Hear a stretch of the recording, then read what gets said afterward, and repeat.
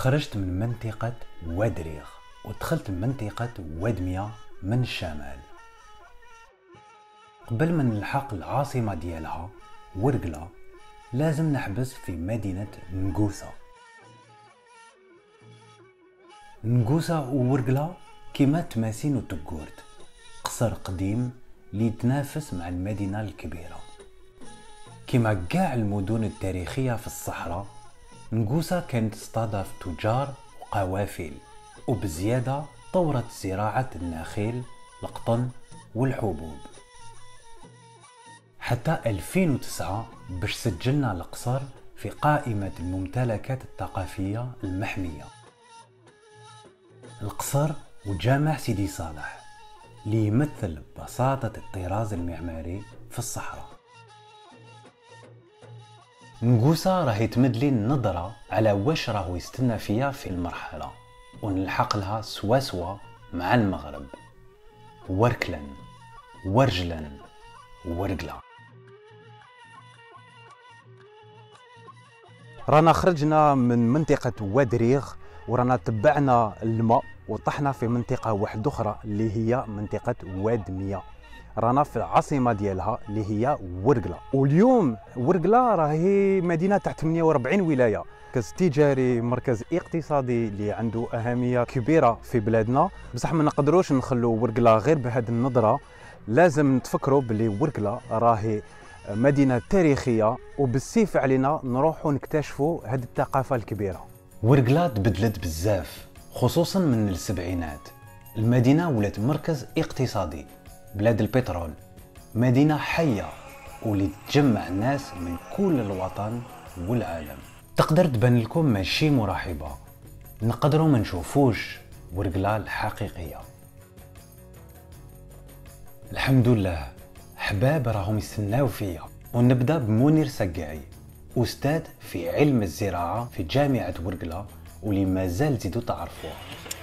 كانوا يجيو يا ولدي عندما شفنا لي سويس ولي دانوا ولي بلج بون لي فرونسي هذوك الموالين الباقي هذوك خلاص وردناهم. دونك كانوا يجيو بزاف لي زالمون. بعد ملي جات البشريه السوداء باش ندخلوا في صلب الموضوع حبيت نصبح في المتحف الصحراوي أمست، رمز معماري من وقت الاستعمار اللي تبنى على صورة المدينة التاريخية.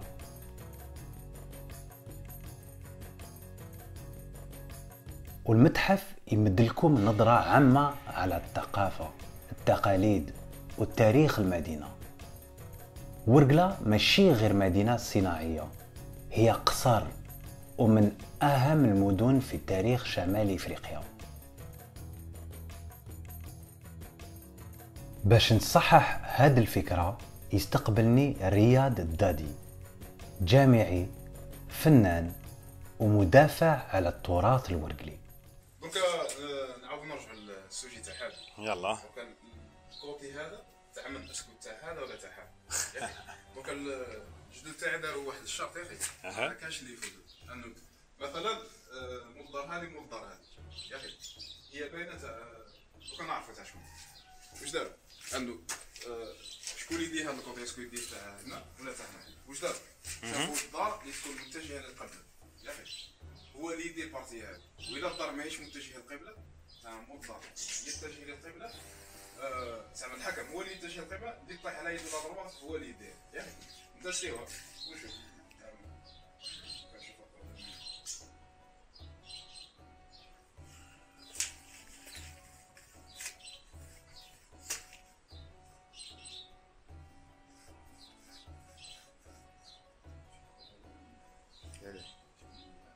اوكي صافي القبله راهي نقولوا كيما هكذا يا اخي. حنا واش قلنا لازم الدار تكون متجهه للقبله، صح؟ حتى دار ماهي متجهه للقبله، راه الشارع هو اللي راه متجه للقبله، صح؟ حنا واش ندير؟ دونك انا كحكم راح نقول شكون اللي يدير الجهه هذه، انا اللي نتجه للقبله، واللي تكون الدار اللي تكون على يدي لابراط هو اللي يدير الباص هذا. يعني اوتوماتيكمون ولا منطقيا الدار هذه هو اللي عنده، هو اللي الملكيه تاع الجهه تاع ورقلة، وركلن باللغة الزناتية اللي تحولت إلى ورجلن. هي واحة اللي عندها تانيت مدينة عتيقة، قصر، قصبة. على حساب ابن كتيبة القصر تأسس في القرن التاسع كي قبائل زناتية جمعوا 3 حومات: بني سيسين، بني إبراهيم، بني واقين. حتى اليوم هادو 3 عروش مازالهم قاسمين القصر وعايشين مع بعض، كل واحد فيهم عنده 2 بيبان، أماكن عامة والتنظيم اجتماعي.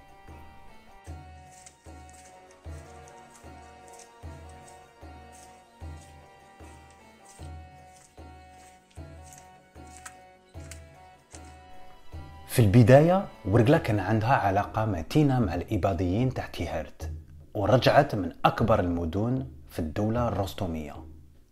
العصر الذهبي تاع ورقلة بدا 4 قرون من بعد. ابن خلدون وصفها كباب وأكبر واحة في الصحراء. من القرن 17 كي نقصت التجارة في الصحراء حالة ورقلة بدات تتدهور، واليومنا هذا المدينة القديمة ما راهيش أولوية. وي تانيت وي معروفه في الحضاره القرطاجيه والفينيقيه هي آلهة الخصوم. نعم. باش بكري قبل الاسلام هنايا كان طاريجيو هذه تابع القرطاج. تري مشهوره دون النورد دو الجيري، تلقاو لي ستيل تاعها بارتو دون توت لي فيل دالجيري، مي ما كنتش نسنا باللي كانوا يعبدوها تانيت لهنا في ورقلة. اتس كريزي. العلماء القدم ما ذكروش اسم ورقلة، بصح لقينا دراهم من وقت الرومان ورموز اللي يخلونا نأكدوا بلي ورقلة كانت متصلة بالبحر المتوسط.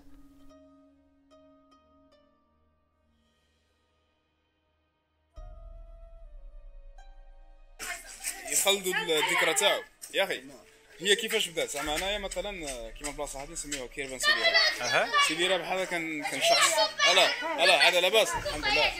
سيدي رابح هذا كان شخص يا اخي، ما نعرفش واش دار، بس اكيد كان دار حاجه مليحه في المجتمع تاعنا. كما في كل قصر ومدينة إسلامية الأساس هو الجامع العتيق، بصح ورقلة وحدها ما عندهاش جامع واحد كبير، عندها 2، واحد سني مالكي وواحد إباضي اللي يمثلوا مصير مشترك، مختلفين ويتشابهوا، مسميين على امرأتين، لالا ملكية ولالا عزة. مام الحوت ثاني كان هنا في ورقلة. ايه كان واحد سيدي خويت مربي الحوت ثاني. غير ساحكم تاع ورقلة. صباح الخير. خير. كاينه بالتأكيد هوية ورقلية قديمة اللي مركزة على 2 فكرات: الإسلام والأمازيغية، مع طقوس الثقافية كما في العراس، البارود، الطاكوكا، وخصوصا اللغة الورقلية التاغرغراند، أساس الهوية الورقلية.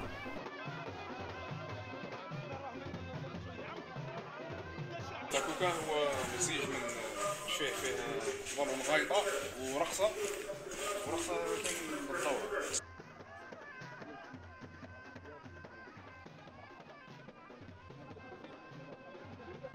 السلام عليكم. يعني خير من بوتير وتاخذ معك ليفر.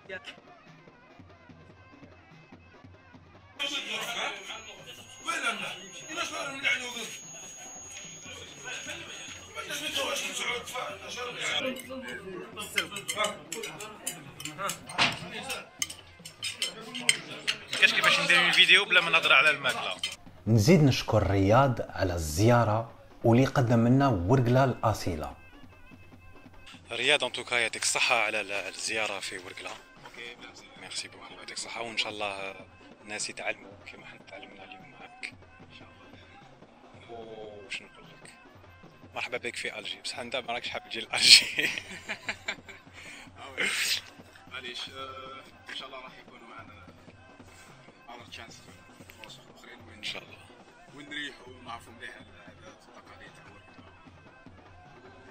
ونشوفوا بلايص اخرين ونتعرفوا على ناس اخرين، وتشوفوا نشوفوا العرس هنا كيفاش يمشي. العرس لازم نجي، لازم نعاود نولي غير على جال العرس، نشوفك تضرب البارود. ان شاء الله ان شاء الله. ان شاء الله. نركب مع صاحبي منير اللي دايما نحب نهبله باسئله على ورقله. انا كنطلع للجزائر كون جو بارتيسيب دون دي كولوك ولا دي سيمينار، يقولوا لي انت يا ولدي وين قريت؟ لا والله كيما نقول لك، نقول لهم شوف ولا لا كارير نتاعي ولا الباركور نتاعي تاع لي زيتود ما خرجتش من ورقله جمله قالها التونسي، من البريمير حتى الماجستير. دونك قولوا لي كيفاش انت جاي هكا؟ من بعد ينطبع على عندنا على ناس الصحراء ولا لا تيميديتي. وي حشامين بزاف. تو تروف كو الناس الصحراء حشامين؟ وي صح. مع البراني مع بعضهم صح. وي صح كنا منه. دونك تلقاهم دي زونيفرسيتير يخرجوا من ورقله راح يقرا في قسنطينه ولا في الجي، يسكنوا في لاسيتي مع بعضاهم، يقعدوا في شومبرا مع بعضاهم، يخرجوا مع بعضهم، يدور منا على نظر، يخرجوا مع بعضهم، يدخلوا مع بعضهم. تلقاه عاش 5 سنين تاع الجامعه نتاعو في بلاد ما يعرف فيها حتى واحد. خرجنا من المدينه، منير حاب يوري لي ان اوتيل اتيبيك، لوتيل دي غروت، كتر من فندق اللي مبني على كهوف وبمواد تقليديه، فيه اماكن عامه مع متحف صغير، ركن للقراءه وين تقدروا تريحوا.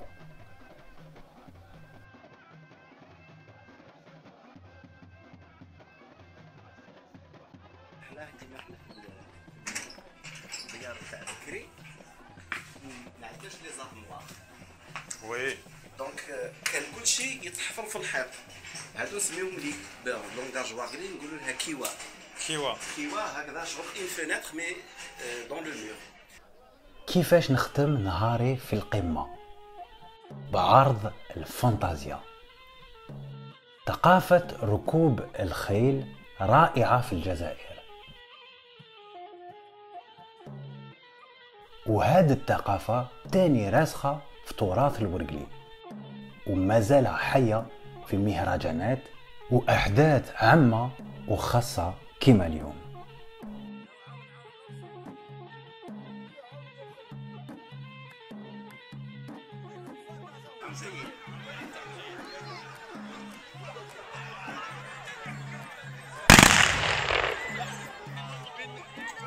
واو ils sont magnifiques.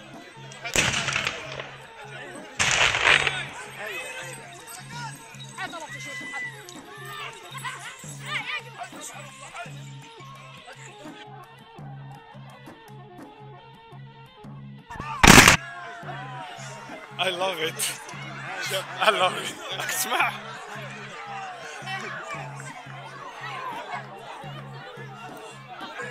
لا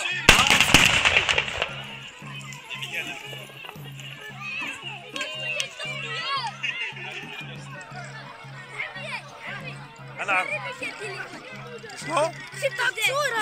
كاميرا مش تليفون.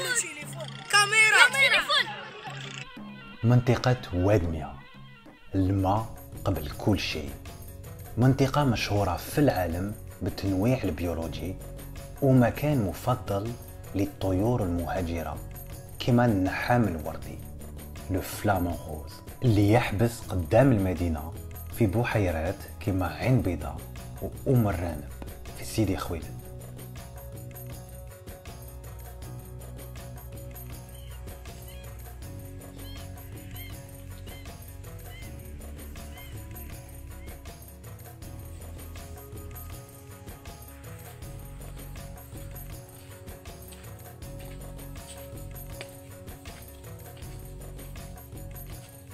ما نقدروش نهضروا على ورقله بلا ما نذكروا العلاقه الخاصه تاع المدينه مع الاباضيه. ها بدات الناس شوف راح بدات تستحوذ شنو يديروا الخل هذا كله عباره عن انتهاك المنطقه الاثريه. هذه المنطقه المحميه، هذا كتخلى في المنطقه المحميه. ممكن سمعتوا على سدراتا ولا إسدراتن، من اهم واغمض المدن التاريخيه في الجزائر. اليوم المدينه راهي مدفونه تحت الرمل لمده 3 قرون، وعلى حساب البقايا والكتب اللي لقاوهم سدراتة عرفت حضارة وتطوير كبير في المجال العلمي والفني. في 909 الإمام يعقوب بن أفلاح آخر حكام الدولة الرستمية هرب من تيهرت للصحراء كي لحقوا الفاطميون، والأسطورة تقول بلي أسس مدينة سدراتة، ورث قوة الرستميون اللي تحرك وزاد تطور في الصحراء. سدراتة واجهت هجومات عبر القرون واللي خلاوها تتهدم وتتنسى. الأغلبية تاع الإباضيين تمركزوا في منطقة المزاب. كل عام كاينه زيارة حول قبر الإمام يعقوب. رئيس جمعية إيسدراتن محمد بابا حمو والمؤرخ سليمان عاونوني بزاف في هذه الزيارة. فهمت بلي المدينة عاودت خرجت من تحت الرمل ما بين 1950 و 1955 مع البحوث السويسرية مارغوريت فان بيركام. لليوم سدراتة مازالها مخبية معلومات، وبلاد ماشي حابة تكشف كاع الكنوز ديالها. سدراتة والرستميون اتصال ما بين شمال وجنوب، ما بين التل والصحراء، دليل على أهمية الإباضية في هوية الجزائر. حالة مدرسية، موضوع علمي، عندي واش نقرا كي ندخل، لكن الآن الوقت راهو الحق باش نبحث على كنوز واحد أخرين ونكمل طريق الجنوب.